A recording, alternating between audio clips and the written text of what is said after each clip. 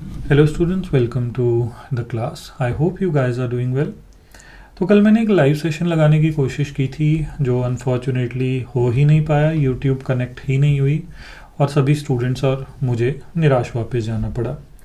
पर जो वादा किया वो तो निभाना ही पड़ेगा, इसलिए आज मैं ये वीडियो अपलोड कर रहा हूँ जो उसी टॉपिक पे है जो हम कल कवर करने वाले थे, यानी कि बैंड 6.5 लेवल पे ग्रामेटिकल मिस्टेक्स।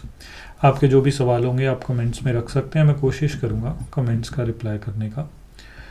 अच्छा, तो जो बैंड 6.5 पे ग्रामर के रुके होने की समस्या है, ये उन बच्चों के लिए समस्या है जो 8777 की रिक्वायरमेंट रखते हैं। एक्चुअली बैंड 6.5 की कोई ग्रामर नहीं होती, आइदर यू गेट अ 6 और अ 7। ज़्यादातर बच्चे जो स्टक होते हैं राइटिंग में 6.5 पे, उनकी ग्रामर आमतौर पे बैंड 6 पे देखी जाती है। तो मैं आपको बताना चाहूँगा कि ऐसी कौन सी मिस्टेक्स हैं जो मोस्ट प्रॉबेबली आप कर रहे हैं अगर आपकी रिक्वायरमेंट 7 की है but you are falling short by half a band. तो बड़ा इंटरेस्टिंग डिस्कशन रहेगा।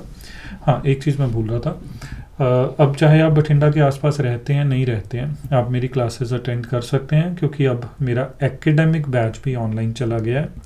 ऑफलाइन तो है ही अपनी जगह। जनरल आइल्ट स्टूडेंट्स, एकेडमिक आइल्ट स्टूडेंट्स, आप इंडिया में दुनिया में कहीं पे भी रह रहे हैं, अब आप मुझसे डायरेक्टली टीचिंग ले सकते हैं क्योंकि 4 जनवरी से मेरा पहला ऑनलाइन एकेडमिक बैच स्टार्ट हो रहा है। कोइंसिडेंशियली मेरा पहला जनरल आइल्ट्स बैच भी 4 जनवरी से स्टार्ट हो रहा है। Not my first batch, sorry, but my next batch. Anyways, now let's focus on the topic. और मेरा चेहरा अब आपको दिखना बंद हो जाएगा, मेरी आवाज़ आपको सुनती रहेगी। I will be shifting to the screen. Let's move up there. हाँ जी, तो लेट्स गेट गोइंग। अब मैं थोड़ा साइड पे ही रहूँगा ऐसे, एंड आई होप मेरी तस्वीर किसी चीज़ को यहाँ पे ज़रूरी ब्लॉक नहीं करेगी। तो 10 common issues in your grammar. When I mean your, यहाँ पे योर का मतलब है वो स्टूडेंट्स जो बैंड 7 नहीं हासिल कर पा रहे राइटिंग में, जिनकी शंका ये है कि, आशंका ये, सॉरी, कि आप बैंड 6 पे रह रहे हैं इन ग्रामर। मैं आपको हल्का सा कंटेक्स्ट दे दूं पहले। हर महीने ऐसा होता है कि 10-15 नए बच्चे जिनको 8777 की रिक्वायरमेंट होती है वो मेरे साथ जुड़ जाते हैं क्योंकि मेरा ऑनलाइन बैच चलता है इससे रिलेटेड। और इनमें से ज़्यादातर बच्चों में मैं जो कमी नोटिस करता हूँ वो ये है कि इनकी ग्रामर बैंड 6 लेवल की होती है। अब बैंड 6 लेवल की ग्रामर के क्या क्या फीचर्स होते हैं वो अपने आप में एक अलग डिस्कशन का मुद्दा है, एंड आई एम श्योर अगर आप मेरे चैनल पे ढूंढेंगे एक आध वीडियो आपको उस पर भी मिल जाएगी जहाँ पे मैं बैंड डिस्क्रिप्टर डिस्कस कर रहा हूँ। लेकिन आज हम गलतियों की बात कर रहे हैं, तो 10 वो कॉमन इश्यूज जो मैं बैंड 6 ग्रामर राइटर्स में देखता हूँ वो मैं आपके सामने पेश करूँगा। ठीक, अब अगर इसमें से 5 या 6 भी गलतियाँ आपकी गलतियों से मैच कर जाती हैं तो मैं इस वीडियो को सक्सेसफुल मानूंगा। ये ज़रूरी नहीं है कि 10 की 10 गलतियाँ आपको लगे कि ये आप पे लागू होती हैं। So let's get started. और आ गई है स्क्रीन पे हमारी पहली गलती। आई होप मेरी तस्वीर ब्लॉक नहीं कर रही होगी इसे। Incomplete sentences. Band 6 writers incomplete sentences लिखते हैं। मैं जब कहता हूँ बैंड 6 राइटर, याद रखिए सिर्फ ग्रामर की बात हो रही है। टास्क अचीवमेंट, कोहेरेंस, कोहेजन वो अपने आप में अलग चीज़ें। स्टार्टिंग विद एज या रिलेटिव क्लॉज का गलत प्रयोग। इनकम्प्लीट सेंटेंसेस लिखे जाते हैं खास करके ये 2 तरह के। हर चीज़ का एग्जाम्पल रहेगा। Actual sentences written by actual students just like you. तो इसे पढ़ते हैं पहले। Children do not get necessary moral nourishment. बच्चों को जो नैतिक पोषण मिलना होता है वो नहीं मिलता क्योंकि parents do not spend time with children. क्योंकि जो पेरेंट्स होते हैं वो बच्चों के साथ समय नहीं बिताते। ये सेंटेंस गलत है, लेकिन इसको सही करने के काफ़ी तरीके हैं। एक सही करने का तरीका तो ये है कि मैं यहाँ पे एज ऐसे लगा दूँ। नोटिस कीजिए पहले क्या था और अब क्या है। पहले क्या था, अब क्या है। यानी कि मैंने इसे कनेक्टर के तौर पे यूज़ किया क्योंकि असल में एज एक कनेक्टर ही होता है जो 2 सेंटेंसेस को जोड़ के कर देता है। दूसरा तरीका ये हो सकता था, और अगर मैं डिफ़ॉल्ट स्टेट में जाऊँ तो ये गलत सेंटेंस है, एज ना लगाया जाए, दिस इज़ बिकॉज लगाया जाए। तीसरा तरीका इसे सही करने का ये हो सकता था, और हमने काफ़ी गलतियाँ कवर करनी है तो मैं माफ़ी चाहूँगा, मैं बहुत ज़्यादा डिटेल में नहीं कर पाऊँगा। As parents do not spend time with their children, they are deprived of moral conditioning or whatever, जो भी बात यहाँ पे हमने कहनी है। यानी कि क्योंकि ये होता है इसलिए, यहाँ पे कॉमी का मतलब है इसलिए ये होता है, ये भी सही होगा। तो मैंने आपको बता दिया कि गलती क्या करते हैं आप और उसे सही करने के क्या तरीके हैं। दूसरा इशू होता है रिलेटेड टू रिलेटिव क्लॉज, जब हम विच या who co as a connector use करते हैं। तो children who commit crime mainly due to the absence of moral nourishment from their parents, they cannot be held responsible for their crimes. ये sentence गलत है, यहाँ पे इस हु का कोई भी काम नहीं है। सेंटेंस ये होना चाहिए था children commit crime mainly due to the absence of moral nourishment from their parents, they can not be held responsible. इसमें कोई गड़बड़ नहीं है। लेकिन अगर हु लगा दिया है तो ये समझना होगा कि हु के साथ जो जुड़ा हुआ है ये डिपेंडेंट क्लॉज है। ये अपने आप में कुछ भी नहीं है, ये सब्जेक्ट है और सब्जेक्ट के बाद मान लीजिए कुछ भी नहीं आया, तो इसे ऐसे भी सही किया जा सकता है। अब ये सेंटेंस सही है, इसे भूल जाएं। Children cannot be held responsible for their crimes, ये आपका मेन सेंटेंस है, ये आपका इंडिपेंडेंट क्लॉज है। बीच में आपने रिलेटिव क्लॉज जो एक डिपेंडेंट क्लॉज होता है इंसर्ट कर दिया। कौन से वाले बच्चे आपने बता दिया, who commit crime mainly due to the absence of moral nourishment from their parents. Subject modal verb वाला पार्ट। आगे चलते हैं। कंसिडर को यूज़ करना गलत तरीकों से, जैसे कि कंसिडर के साथ एज लगा देना, कंसिडर को यूज़ करना as a replacement for believe, believe की जगह। पहला, this step can be considered as beneficial due to the following reasons. ये स्टेप जो है वो बेनिफिशियल माना जाएगा इन कारणों से। और माफ़ी चाहूँगा अगर मैं कैमरा की तरफ नहीं देख पा रहा, तो I am looking at the screen. तो यहाँ पे ये एज का कोई काम नहीं है, कंसिडर के बाद सीधा एडजेक्टिव आता है, तो this should be the case, this step can be considered beneficial. कई बच्चों को लगता है कि कंसिडर जो है ना वो बिलीव या थिंक का सिनोनिम है, तो वो ऐसे लिखते हैं, some people consider that children who commit crime should be punished like adults. Consider is not a replacement for believe और थिंक। आप कंसिडर दैट नहीं कह सकते, इंग्लिश में ये 99% ऑफ द टाइम्स गलत होने वाला है, एक आइल्स के ऐसे में तो guaranteed. Believe that, think that, ना कि कंसिडर दैट। ये जो कंसिडर दैट है ये गलत है। तीसरी चीज़, दैट को मिस कर जाना। तो होता क्या है कि स्पोकन इंग्लिश में हम दैट नहीं बोलते कई बार और वो चल जाता है। It is a characteristic of spoken English. The main reason to think government is responsible for the well-being of their citizens is they are chosen for this purpose. जो मुख्य कारण है गवर्नमेंट को जिम्मेवार मानने का वेलबींग ऑफ द सिटीजन्स के लिए, वो ये है कि वो चुने ही इस पर्पस के लिए गए हैं, तो ये माना जा सकता है। दो जगह दैट मिसिंग है। The main reason to think that government is that they are chosen for this purpose. At any point आप वीडियो को पॉज करके बड़े आराम से जो है सेंटेंसेस को पढ़ सकते हैं, ठीक है। एंड आई होप मैं यहाँ पे आपकी गलती क्लियर कर पाया हूँगा। इसके बाद आते हैं सब्जेक्ट वर्ब एग्रीमेंट इश्यूज, जो अनफॉर्चुनेटली मैं यहाँ पे ज़्यादा डिस्कस नहीं कर पाऊँगा। ये अपने आप में एक बहुत बड़ा ब्रॉड टॉपिक है।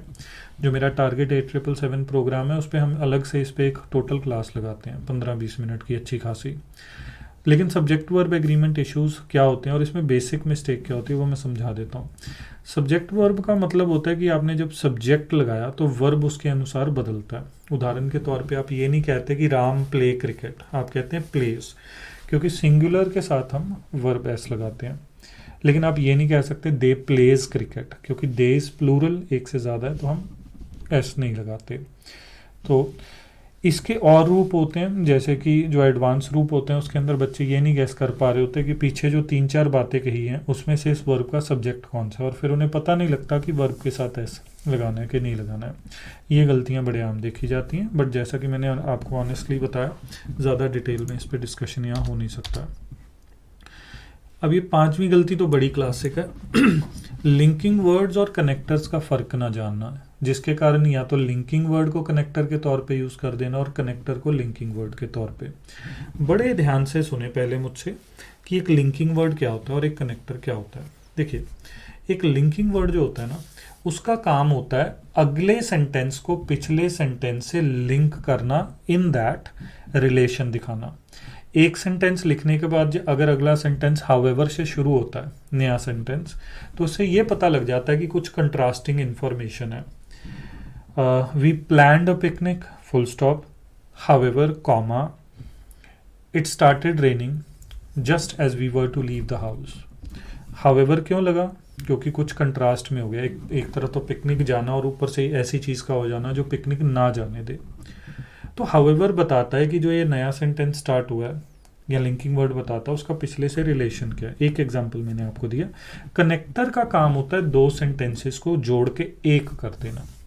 रिलेशन कनेक्टर भी बताता है, वही काम जो हाउएवर करता है एज अ लिंकिंग वर्ड वो बट करता है एज अ कनेक्टर। उदाहरण के तौर पे इसका example, parents can punish children however it can be counter productive. गलत। पेरेंट्स कैन पनिश चिल्ड्रन, आप यहाँ पे कनेक्ट कर रहे हैं। देखिए सेंटेंस खत्म नहीं हुआ। आई एम नॉट श्योर आप में से जो बच्चे मोबाइल स्क्रीन पे देख रहे हैं आपको ये दिख रहा होगा क्लियरली कि नहीं कि ये कॉमा है ना कि फुल स्टॉप। इस कॉमा की ज़रूरत नहीं है। अब ये सही है क्योंकि दोनों सेंटेंस एक हो गए हैं, पेरेंट्स कैन पनिश चिल्ड्रन और it can be counter productive. CCTV cameras have been installed all over the city. As a result, crime has seen a decline. इसका वेरिएशन ये होता है, इससे पीछे कॉमा लगा देते हैं कई बच्चे। गलत। एज अ रिजल्ट जो होता है ना वो एक लिंकर होता है। पिछला सेंटेंस खत्म होगा फिर एज अ रिजल्ट आएगा, लिंकर के बाद हमेशा कॉमा लगता है फिर अपनी बात कहें। क्या कोई भी तरीका नहीं था एज अ रिजल्ट को ऐसे लिखने का? आप कनेक्टर यूज कर लें, आप रिलेटिव क्लॉज यूज कर लें, as a result of which. अब ये सही है, as a result of which क्योंकि ये कनेक्टर है इसलिए इसने दोनों को जोड़ के एक बना दिया। या अगर आप दो सेंटेंसेस अलग लिखेंगे फिर full stop, as a result comma. Comma use करना इंस्टेड ऑफ पीरियड। कई बच्चों को इस बात का ध्यान नहीं रहता कि जब एक बात खत्म हो जाती है फुल स्टॉप लगाया जाता है फिर अगला सेंटेंस शुरू किया जाता है। बैंड 6 लेवल के स्टूडेंट्स ये भी बहुत करते हैं, यानी कि जो बच्चे, इवन वो बच्चे जो बैंड 7 अदरवाइज बाकी क्राइटेरियाज में कर रहे होते हैं, तो वो ये भी बहुत ज़्यादा करते हैं कि वो कॉमा यूज़ कर देते हैं पीरियड की जगह। Example, it is not easy for businesses to operate in corrupt countries, it leads to employment issues. दो तरीके हैं सही करने के। पहली बात तो यहाँ कॉमा नहीं आना था, फुल स्टॉप लगाएं। इट और दिस तो वैसे भी नए सेंटेंस की शुरुआत करते हैं, ये कोई कनेक्टर थोड़ी ना है, तो इसे पिछली समस्या से भी जोड़ के देखा जा सकता है। दूसरा तरीका ये है कि अगर हम डिफ़ॉल्ट पोजीशन में चले जाएं, तो आप यहाँ पे इट की बजाय विच लगा सकते हैं क्योंकि विच एक कनेक्टर है, फिर सेंटेंस को टूटने की ज़रूरत नहीं है। प्राइमरीली हम यहाँ पे डिस्कस कर रहे थे कि कैसे कॉमा लगा दिया जाता है फुल स्टॉप की जगह, तो ये ठीक है। 7, लैक ऑफ पैरेललिज्म। ये तो ऑलमोस्ट सभी बच्चे ही गलत करते हैं। आज तक मैं 1 या 2 बच्चों से ही मिला हूँ अपने टारगेट 8777 में, जिसमें मैं कम से कम अब 200 बच्चे पढ़ा चुका हूँ ऑनलाइन कोर्स में। आज तक मैं सिर्फ एक ही बच्चे से मिला हूँ शायद, या अगर मैं भूल रहा हूँगा तो 2 होंगे, जिन्होंने पैरेललिज्म सही करते हैं। पैरेललिज्म क्या होता है? Just a minute, a call, ज़रूरी नहीं है। अच्छा, तो पैरेललिज्म क्या होता है? एंड या और जब आप इंग्लिश में यूज़ करते हैं तो उसके जो left side grammatical structure use किया गया होता है वही राइट साइड होना चाहिए। मैं समझाता हूँ कैसे। Many students are spending excessive times on video games nowadays, and pay ध्यान रखें, and pay little attention to their studies. इसको सही करने के 2 तरीके हैं। या तो मैं इसे सेपरेट कर दूँ, कॉमा लगा दूँ, ताकि ये पता लग जाए ये अपने आप में अलग एंटिटी है। लेकिन अगर ये कॉमा नहीं लगता है, ये नॉर्मल है, ए एंड बी के रूप में है, तो फिर ये गलत है। आर स्पेंडिंग तो ठीक हो गया, आर पे गलत हो गया। इसको ऑनर करते हुए इस आईएनजी को मुझे यहाँ पे लिखना चाहिए पे। ये हो गया पैरेललिज्म। पैरेललिज्म होता है, आप इसे ऐसे कह सकते हैं कि एंड की पिछली साइड और एंड की राइट साइड मिरर रिफ्लेक्शन होनी चाहिए एक दूसरे की। जब आप ऐसा नहीं करते तो गलतियाँ होती हैं। Many students are spending excessive times on video games nowadays and paying little attention to their studies. Pay लिखने में कुछ गलत नहीं है, दो सुधार करने पड़ेंगे। एक तो मैंने आपको बता ही दिया था, और फिर सब्जेक्ट दोबारा लिखना पड़ेगा। ये ऐसे भी सही है। 8वां, कॉमन वर्ब के इश्यूज़। कॉमन वर्ब के इश्यूज़ वो होते हैं जब आप किसी एक चीज़ के लिए 2 वर्ब यूज़ करते हैं, ठीक, लेकिन 2 वर्ब यूज़ करने चाहिए थे आपको, सॉरी, आप एक ही वर्ब यूज़ कर जाते हैं जो मैच नहीं करता। सेंटेंस देखें फिर समझ आएगा। Common diseases can be prevented by eating a healthy diet and regular exercise। देखिए 2 सुधार इसमें हो सकते हैं, या तो यहाँ पे बाय लगा दिया जाए, by eating a healthy diet and by regular exercise, या through regular exercise, which for some reason sounds better, not sure why. लेकिन यहाँ पे जो अच्छा सुधार हो सकता है वो ये हो सकता है, जिसमें पैरेललिज्म का रूल भी थोड़ा अच्छा फॉलो होगा, वो ये है कि वर्ब आईएनजी यहाँ पे लगाया जाए। प्रॉब्लम ये है, ईटिंग अ हेल्थी डाइट तो हो सकता है, डाइट खाई जा सकती है, रेगुलर एक्सरसाइज खाई जा सकती है, नहीं, रेगुलर एक्सरसाइज खाई ही नहीं जा सकती, तो क्या करना पड़ेगा, नया verb, prevented by eating a healthy diet and do regular exercise, गलत, पैरेललिज्म का रूल। अब सही। नाइन्थ, पैसिव टेंस इशू, ये भी मैं यहाँ पे डिस्कस नहीं करने वाला, मैं सिर्फ पॉइंट आउट करना चाहता था, तो प्लीज़ थोड़ा ऑनलाइन जाके पैसिव टेंस को अच्छे से स्टडी करें। 3 तरह की गलतियाँ होती हैं पैसिव टेंस से रिलेटेड, यूज़ ही ना करना क्योंकि करना है, क्योंकि वैरायटी दिखानी है, गलत यूज़ करना, अनइंटेंशनली यूज़ करना। तो ये 3 किस्म की गलतियों से आप तब बचेंगे जब आप थोड़ी रिसर्च इस पर करेंगे। तो पैसिव टेंस आप खुद कवर करेंगे ज़्यादा में, क्योंकि ये तो बहुत ही ब्रॉड टॉपिक है, बहुत ही लंबा टॉपिक है। लास्ट जो मैं देखता हूँ इस लेवल के स्टूडेंट्स में गलतियाँ, वो आईएनजी और ईडी में फ़र्क ना पता होना है। आईएनजी का मतलब होता है, और ये एक्टिव पैसिव से जुड़ा हुआ है वैसे, स्पेसिफिक समस्या, आईएनजी का मतलब होता है कि कोई चीज़ जिसकी बात हो रही है वो कोई और चीज़ कर रहा है। ईडी का मतलब होता है जिस चीज़ की बात हो रही है उसके साथ कुछ हो रहा है। देखिए, these problems are mainly caused by sedentary lifestyle, ये सही है, लेकिन एक बच्चा अगर ये लिखे तो ये गलत है, क्योंकि प्रॉब्लम्स पैदा नहीं कर रही सेडेंटरी लाइफस्टाइल, सेडेंटरी लाइफस्टाइल समस्याओं को पैदा कर रहा है, तो समस्या को तो पैदा किया जा रहा है। इसी तरह कई बच्चे ये कह देते हैं आई वॉज वेरी बोरिंग, इसका तो मतलब ये होगा कि आपने दूसरों को बोर कर दिया। क्या आप यही कहना चाहते थे? नहीं, आप कहना चाहते थे कि मैं बोर हो गया, मुझे हालातों ने, सिचुएशन ने बोर कर दिया, तो ये होना चाहिए। ईडी इज पैसिव, यानी कि सब्जेक्ट के साथ कुछ हो रहा है, और आईएनजी इज एक्टिव, यानी सब्जेक्ट कुछ कर रहा है। अब आप कहेंगे कि हो गए 10 मिस्टेक्स, लेकिन नहीं, मैं आपको थोड़ा सा ये भी बताना चाहूँगा कि आप इन पे काम कैसे कर सकते हैं। देखिए, सबसे पहली चीज़ तो ये है कि आपको सारी चीज़ें दिखी गई हैं। अब आप अगर ऑनलाइन जाके मान लीजिए आप सब्जेक्ट वर्ब एग्रीमेंट सर्च मारेंगे तो आप इस पे काम कर सकते हैं, आप पैसिव सर्च मारेंगे उस पर काम कर सकते हैं। लेकिन एट द सेम टाइम आपने नोटिस किया होगा इनमें से कुछ चीज़ें, पैरेललिज्म भी आप सर्च मार लेंगे, लेकिन कुछ चीज़ें टॉपिक्स नहीं है। फॉर एग्जांपल, आप दैट को अगर रिसर्च करने की कोशिश करेंगे आपको लेसन आसानी से नहीं मिलेगा। तो यहाँ पे हम दूसरे स्टेप पे आते हैं। Other than googling and working on the what ever material you find online, मुझे लगता है कि अगर आप आइल्स में वाकई में अपनी ग्रामर सुधारना चाहते हैं, you need to get your essays corrected. और प्लीज़ इसे इस तरीके से मत सुने कि सर अपना एसे करेक्शन बेचने की कोशिश कर रहे हैं। मेरी कोई भी एसे करेक्शन सर्विस नहीं है। I do not offer essay correction services as of now. The only way you can get your essays corrected from me is अगर आप मेरा बैच ज्वाइन किए हुए हैं। तो अगर आपने मेरा ऑनलाइन बैच ज्वाइन किया हुआ है तो मैं आपके एसेज करेक्ट कर सकता हूँ, लेकिन उसमें तो और भी हज़ारों चीज़ें होती हैं। तो the point I am trying to make is कि आपके लिए अपनी ही गलतियाँ पहचाननी इतनी आसान नहीं होती। If you can find a good teacher who can point these mistakes out to you and if you are diligent enough to work on them, then over a time frame of around 30 to 45 days in my experience, you can bring your grammar up from 6 to 7. ये होता है, मुश्किल होता है लेकिन होता है।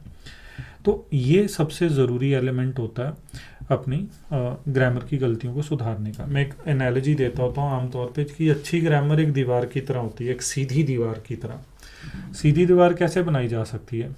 या तो जो बींगी टेढ़ी दीवार है उसको ठोक ठोक के ईंटों को सीधा कर दिया जाए। पता नहीं ये प्रैक्टिकली सच है कि नहीं, but you get the point.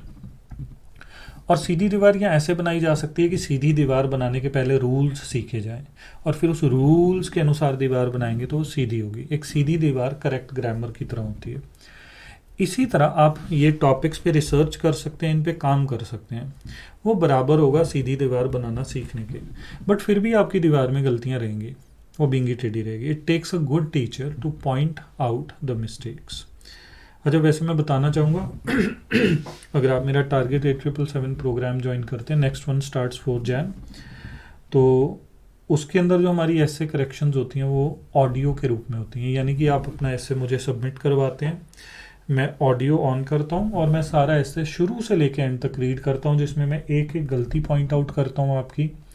उसमें क्या गलती थी, क्या आना चाहिए था, सब कुछ पॉइंट आउट करता हूँ। और काफ़ी detailed anywhere from 3 to 7 minutes की ऑडियो आपको वापस रिसीव होती है एवरीडे आपके टास्क के लिए, जिससे आप बार बार इन गलतियों को अपनी आंखों के सामने देख पाते हैं और उससे काफ़ी इम्प्रूवमेंट होती है। लास्ट चीज़ मुझे ये पक्का पता है कि आप में से बहुत सारे स्टूडेंट्स की 8777 रिक्वायरमेंट नहीं होगी। आप बैंड 6 स्टूडेंट्स थे जिनकी बैंड 6 रिक्वायरमेंट है, बट आउट ऑफ क्यूरियोसिटी आप फिर भी यहाँ आ गए। तो मैं आपको बताना चाहूँगा कि इन गलतियों को सुधारने से आपके बैंड स्कोर पे ज़्यादा असर नहीं पड़ेगा। ये ऐसी गलतियाँ नहीं हैं कि जो आपको बैंड 6 लेने से रोक सकें। So this video was specifically for band 7 requirement वाले स्टूडेंट्स। तो आई होप स्टूडेंट्स आपको ये वीडियो अच्छी लगी होगी एंड जो भी बातें मैंने आपको समझाई आपको समझ आ गई होंगी। आप नीचे कमेंट कर सकते हैं अगर आपको कोई भी बात नहीं समझ आई, आप कोई सजेशन देना चाहते हैं, किसी भी चीज़ से रिलेटेड आप मुझसे इंटरेक्ट करना चाहते हैं। और आप लाइक दबा सकते हैं अगर आपको वीडियो अच्छी लगी, आप अपने फ्रेंड्स के साथ शेयर भी कर सकते हैं। और अगर आप चाहते हैं कि मेरी वीडियोज़ आपको आसानी से दिखती रहें तो सब्सक्राइब का बटन भी दबा सकते हैं। मिलते हैं अगली वीडियो में।